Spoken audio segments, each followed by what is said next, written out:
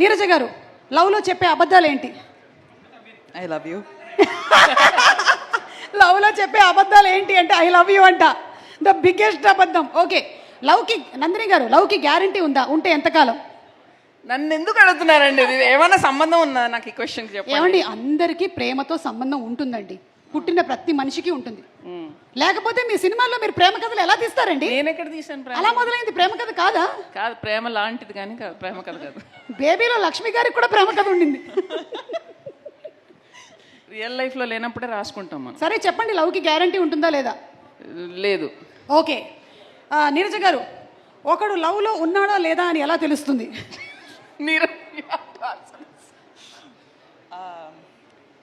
చూడండి, అక్కడ చూడండి, కొంతమంది ఫేసులు చూస్తే మీకు అర్థమవుతుంది వాళ్ళు లవ్లో ఉన్నారా లేదా. అదిగో నవ్వుతున్నాడు చూడండి, 32 పళ్ళు బయట ఉన్నాయి.